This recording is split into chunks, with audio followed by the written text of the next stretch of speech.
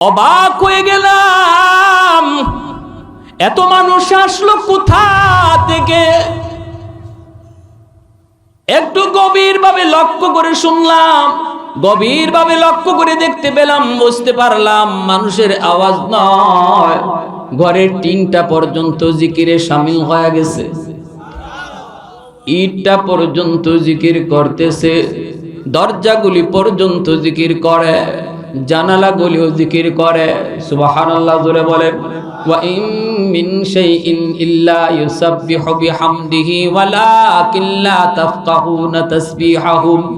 আল্লাহ কয় বান্দা তুই আমার জিকির করো না, তুই আমাকে ইয়াদ করো না, তুমি আমার হুকুমের নামাজ পড়ো না, কিন্তু যেই জমিনের উপর দিয়া হাঁটো, যেই জমিনের উপর দিয়া হেঁটে হেঁটে তুমি গুনার কাজে যাও, এই জমিনটা কিন্তু আমি আল্লাহর জিকির করে। শাইখুল ইসলাম হুসাইন আহমদ মাদানী রহমতুল্লাহ আলাইহি ইনি যখনই গভীর রাতে তিনি জিকিরের মধ্যে বসতেন, জিকিরে বসার সাথে সাথে ওনার জিকিরের তালে তালে ঘরের দরজা, জানালা, চৌকাঠ, ইট বালু পর্যন্ত ওনার জিকিরের সঙ্গী হয়ে যেত। সুবহানাল্লাহ জোরে কইবেন না? এক লোক কুতুবুল আলম শাইখুল ইসলাম হুসাইন আহমদ মাদানী রহমতুল্লাহ আলাইহি কোন মজলিসে, কোন মাহফিলে দেখলেই ওই পিছনে বসে আওয়াজ দেয়া কইতো, হুজুর বাতা দেউঙ্গা, হুজুর বাতা দেউঙ্গা। হাজারো হাজারো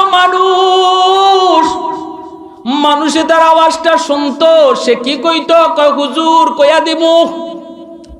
কইয়া দিমু বুঝেননি? কইয়া দিমু বুঝেন মানে বলে দেব, বলে দেব।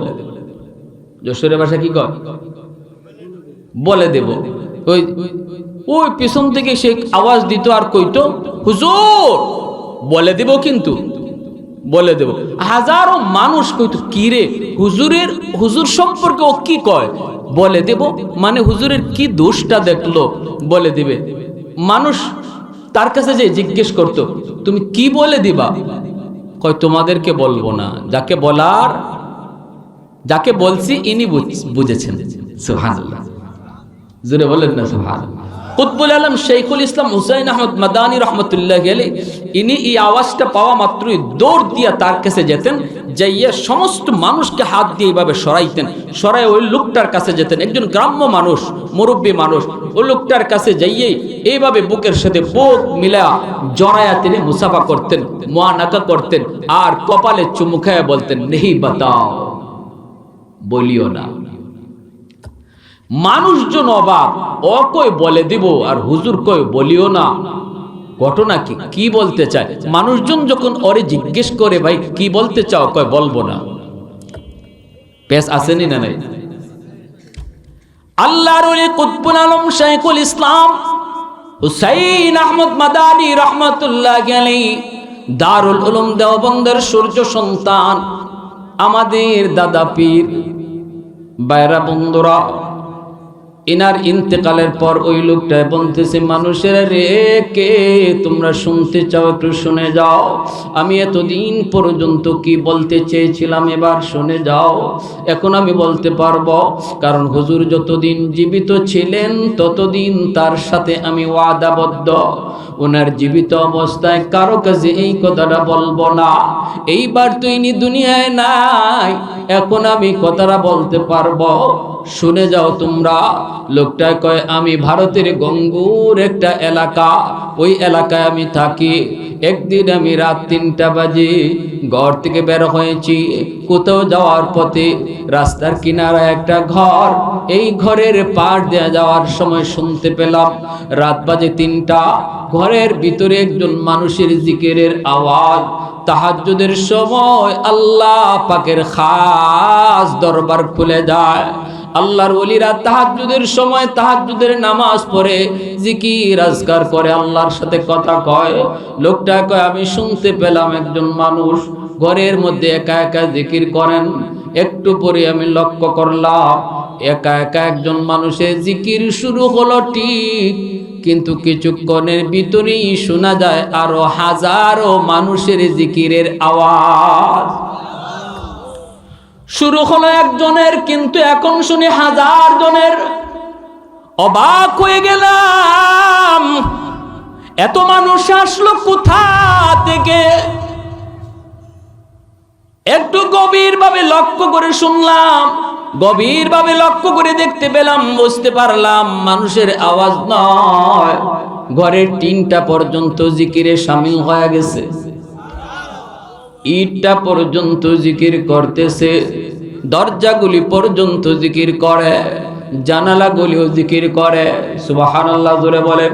ওয়া ইন মিন শাইইন ইল্লা ইউসাব্বিহু বিহামদিহি ওয়ালাকিন লা তাফকাহুনা তাসবিহাহুম। আল্লাহ কই, বান্দা তুই আমার জিকির করো না, তুই আমাকে ইয়াদ করো না, তুমি আমার হুকুমের নামাজ পড়ো না, কিন্তু যেই জমিনের উপর দিয়া হাঁটো, যেই জমিনের উপর দিয়া হেঁটে হেঁটে তুমি গুনার কাজে যাও, এই জমিনটা কিন্তু আমি আল্লাহর জিকির করে। লোকটা কয়, আমি দরজার বাহিরে দাঁড়িয়েছিলাম, অপেক্ষায় থাকলাম, আমি চিনব লোকটাকে। কে? সেই মহামানব আল্লাহর ওয়ালি, যার সাথে ঘরের দরজা জানালাগুলি পর্যন্ত জিকিরে শামিল হয়ে গেল। ফজরের আজান হলে পরে তিনি দরজা খুললেন। দরজা খুলতে আমি তাকে দেখি, ইনি আর কেউ নন, ইনি হলেন কুতবুল আলম শাইখুল ইসলাম সৈয়দ হুসাইন আহমদ মাদানী রহমতুল্লাহি আলাইহি, আমার নবীর বংশধর। আরেকটু জোরে সুবহানাল্লাহ। ये जिक्र खुदा दिल में सदा रखने दिया कर, और नक्श खुदा दिल में जमा रखने दिया कर, क्या जाने हो किस लम्हे कोई फضل इलाही, हर वक्त दरे कल्ब खला रखने दिया कर, मुर्शिद की नजर गज़ बसर से न होती है, क्या खुश नजरी खुश नजरी खुश नजरी है, क्या खुश नजरी खुश नजरी खुश नजरी है। এই কথাটা দেখা মাত্র লোকটা আল্লাহু আকবার কয়ে চিৎকার দিয়ে উঠল। কুতবুল আলম শাইখুল ইসলাম সাথে সাথে তিনি লোকটারে বুকে জড়ায় ধরলেন, কপালে চুমু খেলেন, তারপরে বলতেছেন, ভাই ওয়াদা করো কারো কাছে বলবা না, কারো কাছে বলবা না, আমার জীবদ্দশায় তুমি কারো কাছে আমার এই কারামত বলবা না। খাঁটি আল্লাহর ওলি যারা, এরা কখনো নিজেদের কারামত মানুষের কাছে বলেন না, এমনকি কেউ যদি দেখে সেটা বলতো তারা নিষেধ করেন। এটা খাঁটি আল্লাহর ওলি চিনার আলামত। বেজাল যত জায়গায় আছে দেখবেন শুধু বড় বড় অ্যাডভার্টাইজ, ঠিক না? নামের আগে আশিকে রসুল, মাহবুবে খুদা, গাউসে হামদানি, কুতুবে রব্বানি, সারাসুল্লে সুলকানি, নাম খুঁজে পাওয়া যায় না। কি ব্যাপার, নাম কোথায়? নামের প্রয়োজন নাই, আমার পীর সাহেবের টাইটেলই যথেষ্ট। খাঁটি আল্লাহর ওলিদের নামের আগে পরে কোনো টাইটেল ছিল না, ঠিক কিনা জোরে বলেন? এক লোকের 16টা টাইটেল। কয়টা? পীর সাহেবের 16টা টাইটেল। শীতের দিন গাড়ি নিয়ে গেছে মাহফিলে, ফিরবার পথে এখন প্রচন্ড কুয়াশা, ইনি বলতেছে রাস্তাঘাট দেখা যায় না, ড্রাইভারে বলে তাড়াতাড়ি একটা বোর্ডিং দেখো, একটা হোটেল দেখো, রাত কাটাইতে হবে, এই অবস্থায় ঢাকা যাওয়া যাবে না। তো হোটেল পাইছে, ম্যানেজারকে যায় জিজ্ঞেস করে ড্রাইভারে, স্যার আপনার হোটেলে সিট আসেনি? ম্যানেজার জিজ্ঞেস করে থাকবে কে? তখনই ড্রাইভারে কয় থাকবে আশিক রসুল, মাহবুবে খুদা, গাউসে হামদানি, কুতুবে রব্বানি, সারাসুল্লে সুলকানি, কইতে কইতে 16টা টাইটেল। এইবার ম্যানেজারে মনে করছে 16 জন মানুষ থাকবে, নাম তো 16টা কইছে। ম্যানেজারে কয় দৌত মিয়া সিট নাই। ম্যানেজার কি কয়? সিট নাই। আইসে ড্রাইভারে কয় স্যার সিট নাই। কত সিট নাই তো কি হইছে বাবা, যাওয়া সম্ভব না, হোটেলের বারান্দায় গামছা বিছাও, কোন রকম রাত কাটায় দেই, অ্যাক্সিডেন্ট করার চেয়ে এখানে রাত কাটানো ভালো। এই বারান্দার মধ্যেই পেশাব ড্রাইভারে নিয়ে শুয়ে রয়েছে। ফজরের সময় ম্যানেজার বের হয়ে দেখে, ওরে আল্লাহ এত মোটা এক হুজুর কষ্ট করতেছে এইভাবে। এই ধমক দিছে ড্রাইভার, বেটা তুই হুজুর নিয়ে এইভাবে বসে কষ্ট করতেছ, তুমি কি ব্যাপার? আমার কাছে সিট চাইলা না? আমার কাছে একটা সিট চাইলা না? এমনি হুজুর লাভ দিয়ে উঠছে। হুজুর বলতেছে কেন? আমি তো পাঠাইছি ওরে সিট আনার জন্য, আপনাকে জিজ্ঞেস করার জন্য সিট আছে কিনা। ম্যানেজার কয় ওরে জিজ্ঞেস করেন কয়টা সিট চাইছে। সে তো আমার কাছে 16টা সিট চাইছে, আমার কাছে কি একটা সিটও নাই? আমি তো আপনার সিট দিতে পারতাম। তখন পীর সাহেব হাই রে, এই টাইটেলে আমারে দুনিয়াতেও সিট দিল না, কবরে গেল সিট। অসুবিধা হইতেছে আপনাদের? কি ভাই অসুবিধা হইতেছে? কুতবুল আলম শাইখুল ইসলাম হুসাইন আহমদ মাদানী আল্লাহর ওলি বলতেছে, বাবা তুমি আমার এই বুজুর্গি, এই কারামতের খবর তুমি আমার জীবদ্দশায় কারো কাছে তুমি বলবা না, তুমি বলো। লোকটা ওয়াদা দিল। এরপরে লোকটা বলতেছে এরপর থেকে হুজুরের প্রতি আমার মহব্বত, আমার ভালোবাসা, আমার শ্রদ্ধা দ্বিগুণের দ্বিগুণ বেড়ে গেল। যেখানে হুজুরের মাহফিল আমি শুনি, পাগলের মতো আমি সেখানে হাজির হই।